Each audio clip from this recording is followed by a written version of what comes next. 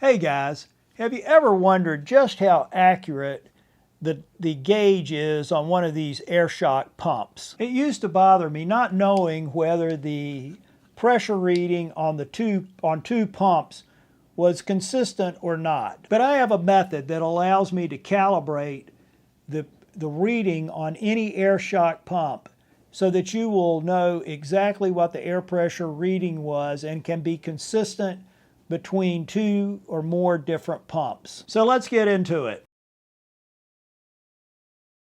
So what I'm going to do here, I'm going to calibrate this air shock pump, and I'm going to do it with a ShockWiz, and here's the ShockWiz.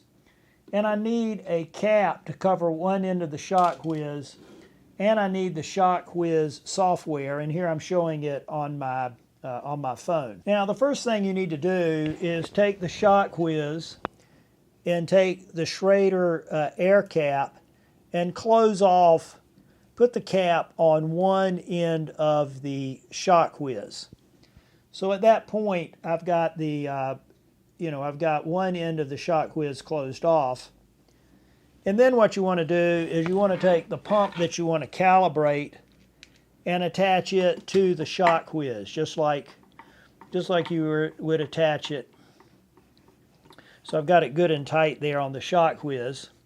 And now once you do that, you want to get the ShockWiz to register on my phone. So what I'm going to do here is, this is my ShockWiz software.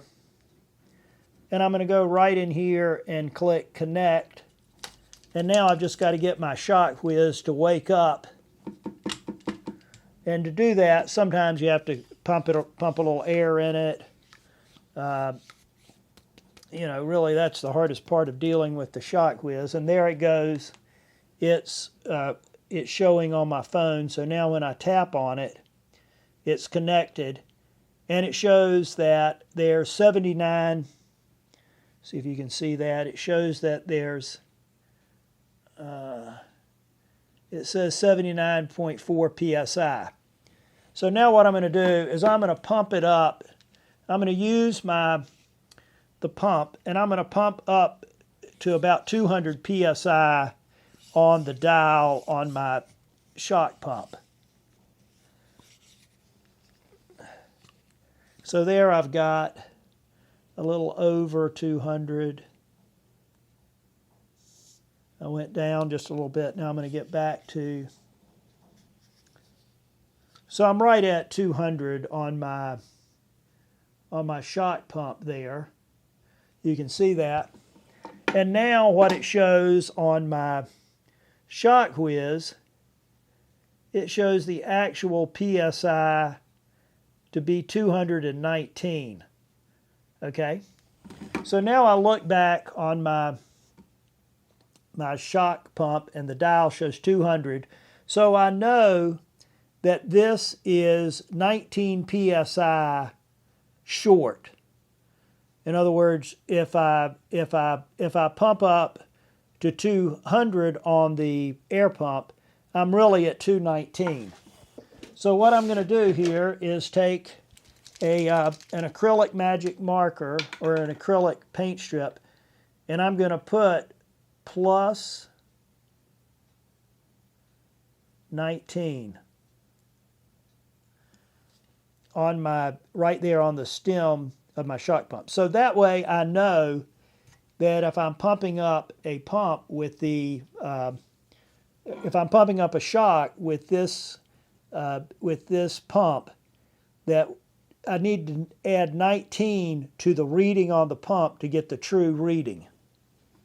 Now here is the shock pump that I just calibrated, and here is another shock pump that I calibrated just a little while ago. And as you can see, the one I first calibrated here, you need to add 19 to get to the true pressure, and on this one you need to add 5.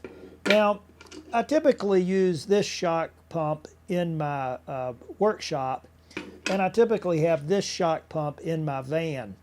So if I'm out on the trail and I need to adjust the pressure in my